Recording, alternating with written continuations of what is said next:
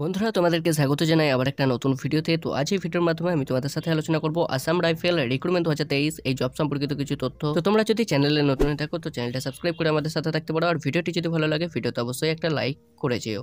Assam Rifle has released a notification at assamrifle.gov.in for recruitment to the post of warrant officer in all over India. Interested candidate can apply offline on or before 28 January 2024. তো আসাম রাইফেলের তরফ থেকে কিন্তু একটি বিজ্ঞপ্তি ইতিমধ্যে প্রকাশিত হয়েছে, যেখানে বলা হয়েছে যে ওয়ারেন্ট অফিসার পদে কিন্তু অল ওভার ইন্ডিয়া থেকে নিয়োগ করা হবে। যে সমস্ত ইচ্ছুক প্রার্থী রয়েছে তারা কিন্তু অফলাইনের মাধ্যমে 28 জানুয়ারি 2024 এই তারিখের আগে বা এই তারিখের মধ্যে অফলাইনের মাধ্যমে আবেদন করা যাবে। নিয়োগ সংস্থা বা অর্গানাইজেশন নেম এখানে বলা হয়েছে Assam rifles. Post name warrant officer. Number of post বা ভ্যাকেন্সি এখানে রয়েছে 44 বা 44টি। স্যালারি এখানে অ্যাজ পার নর্মস নিয়ম অনুযায়ী কিন্তু এখানে স্যালারি প্রোভাইড করা হবে। Job location all over India.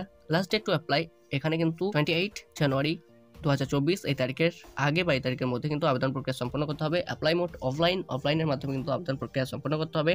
এখানে যে অফিসিয়াল ওয়েবসাইটটি রয়েছে সেটি হলো assamrifle.gov.in। Assam rifle vacancy details. এখানে কিন্তু অনেকগুলো পোস্ট রয়েছে, আলাদা আলাদা অনেকগুলো পোস্ট রয়েছে, তাই আলাদা আলাদা পোস্টের জন্য আলাদা আলাদা ভ্যাকেন্সি রয়েছে। তোমরা কিন্তু অফিসিয়াল নোটিফিকেশনটি ডাউনলোড করে চেক করে নেবে যে কোন পদের জন্য কতগুলো ভ্যাকেন্সি এখানে রয়েছে। Assam rifle recruitment recruit eligibility details. Assam rifle educational qualification details. এখানে বলা হয়েছে মিনিমাম যদি 10 পাস মানে মাধ্যমিক পাস করে থাকলে পরে আবেদন করা যাবে। 12 পাস আইটিআই ডিপ্লোমা যদি কমপ্লিট করে থাকো তাহলে কিন্তু এই জবের জন্য তোমরা আবেদন যোগ্য। যদি তোমাদের কোয়ালিফিকেশন 10 পাস 12 পাস এবং আইটিআই থেকে থাকে বা ডিপ্লোমা থেকে থাকে তাহলে কিন্তু তোমরা এই জবের জন্য আবেদনের যোগ্য। এখানে কিন্তু আলাদা আলাদা অনেক পদ রয়েছে, কোন পদের জন্য কি এডুকেশনাল কোয়ালিফিকেশন লাগছে বা শিক্ষাগত যোগ্যতা কি লাগছে সেটা তোমরা কিন্তু নোটিফিকেশনটি ডাউনলোড করে জেনে নিতে পারো। Assam rifle age limit details. এখানে বলা আছে মিনিমাম যদি তোমরা 18 বছর হয়ে থাকো বা ম্যাক্সিমাম 25 বছরের মধ্যে যদি হয়ে থাকো তাহলে কিন্তু আবেদন করা যাবে। 18 থেকে 25 বছরের মধ্যে হলে পরে কিন্তু এই জবের জন্য তোমরা আবেদনের যোগ্য।